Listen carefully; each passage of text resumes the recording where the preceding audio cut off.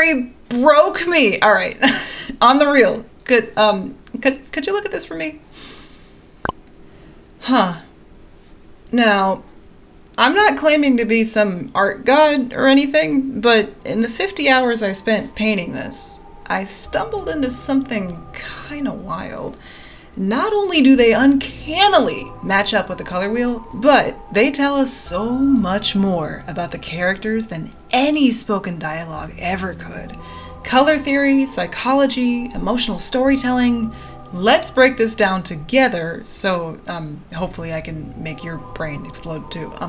Let's look at RALSEI, Sad Go Boy. When you think of green, what comes to mind? Trees, maybe nature, safety, comfort, everything that RALSEI is supposed to be. Interesting. So then why are they crying? Well, obviously, there's a canonical reason as to why they're crying, but let's let color answer that question. Just a note, color wheels are not all created equal. I'm pulling from color wheels used in psychology and therapy, as well as your classic color theory wheels artists use in graphic design. It'll offer us various interpretations and furthermore more insight to dig into the trauma of these characters. So take a look at this. Right next to admiration and trust and acceptance, what else is there? There's a middle ground, amazement, surprise, distraction, but specifically, for RALSEI's sake, terror, fear, apprehension. Things they are projecting and allowing us to see, rather than the inner turmoil they're hiding on the inside. You are purely an escort on this mission. You are not allowed to have an identity. Just carry out your mission and make the journey as painless as possible for our heroes. Conceal, don't feel. Just think of something fluffy and soft, and I'll be right here until you feel better. In this story, RALSEI doesn't just represent comfort. He embodies the pressure of having to be comfort. No matter how bad things get, keep smiling. Now, ping pong on the other side of the color wheel for me. Pink, magenta. On the surface, pink represents sensitivity, kindness, innocence, femininity. That's not our Susie. The Susie that rejects ribbons? The Susie that punched the heckin' prophecy in the face. In this case, her dark world colors contradict her. Pink says soft, but her actions say, if you try to make me soft, I'm gonna bite your face off.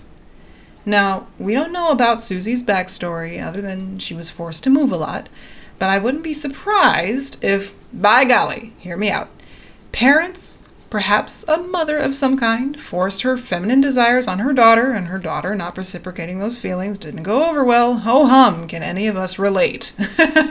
Daughter's a tomboy. She didn't vibe with that. Perhaps there's an abusive relationship there. We don't know. That's the fun part. Also, check this out. I lost my mind when I saw this. Do me a favor and look at this part of the color wheel for a second. Purple is Susie's light world color. Barney jokes aside, look at what it says. Wealth. Huh? What? Yeah, color theory really got me going after this. Like, ambition? Sure, whatever. Mystery? Oh, okay. But luxury? Desire? Royalty? Those specific words. Wealth, luxury, and royalty. We're talking opulence. Just based off of her reactions at Noelle's house, we know for a fact that Susie doesn't have any of those things. If anything, they are deprived of said things. Now, fast forwarding a bit after the Titan, we finally catch up to Susie with a distraught RALSEI in tow. And what do we see? Red. Anger, passion, love, blood. Everything that breaks the calm and the order. When she punches through that prophecy, literally shattering it, she's not just breaking glass. She's rejecting the accepted reality in service of freedom, unbound from our prophetic strings. Susie doesn't blend in. She crashes into everything around her and clashes authentically. That's her truth. Okay. So let's come back to this picture. When I first set out to paint this, the prophecy panels in the game are predominantly blue. And yes, Maybe I went off the grid a bit. I'm kind of a color freak. But anyway, in the Dark Sanctuary, we see periwinkles, teals, indigos, colors all living within the cool families. Comparatively muted hues to the starkly saturated blue of the prophecy that shatters like ice at the beginning of the chapter. Blue is usually correlated with water iconography. Calm, trustworthy, pleasure, orderly. Orderly specifically, I want to point to. Who else is blue? Sans? Carol? Have fun with that. And Stee Wei. Just like the ebb and flow of the ocean, the prophecy is an unchanging path that will continue as foretold. It is going to happen just so, and nothing can stop it. And RALSEI's job in the blue family is meant to continue that path. Further dissecting the colors I chose, you'll notice the color wheel doesn't perfectly match up. If blue is order, then what is that stark yellow SUSIE cracks it with? Disorder. When you think of yellow, it's usually associated with positive emotions, sunshine, happy, playful, optimistic, logical clarity, joy. But also, what on earth do we have here? Oh my, sad, lonely, vulnerable, despair, guilty, depression, hurt, fragile, powerless, shame, remorseful, disappointment. Oh my God. Yeah, I think that tracks pretty close to how SUSIE's feeling at the end of chapter 4. Sure, we don't know what she saw. Perhaps it was her demise, her end, her death, something that she committed. She kills RALSEI, she kills KRIS, KRIS kills somebody, who knows? But all I need you to know is her reaction lines up exactly with this. Yellow is also used for caution.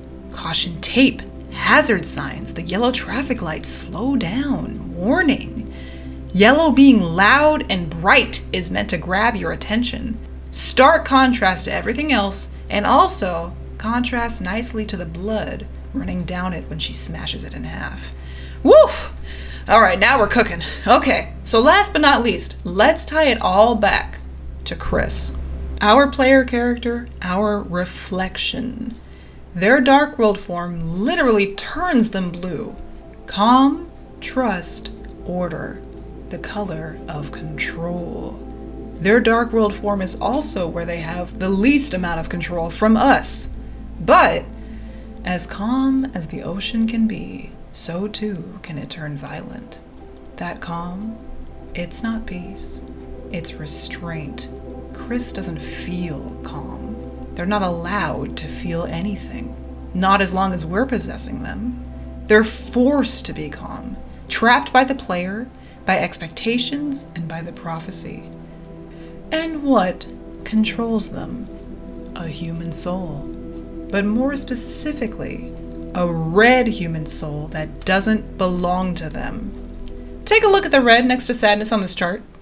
First of all, big one that stands out to me, disgust. Ooh, disapproval, disdain, sick, repulsion, yucky, nausea, awful, horror, hesitance, shock, revulsion, judgment.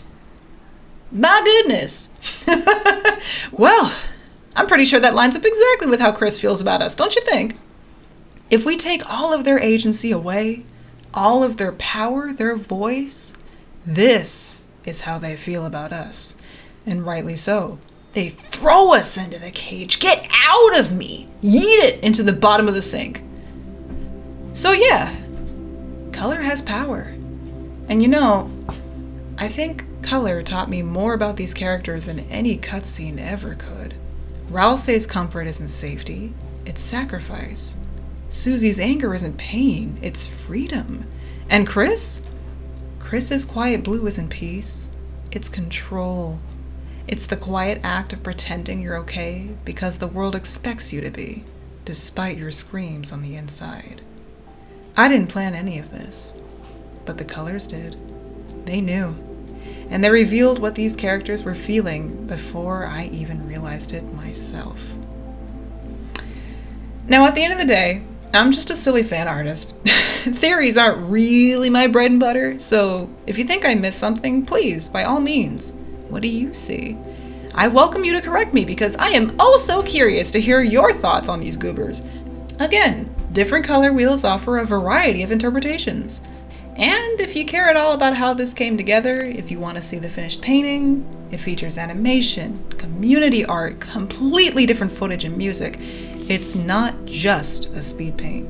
It's a 10-year anniversary experience, and I'm real proud of it. So, thanks for watching. The prophecy is not in your hand.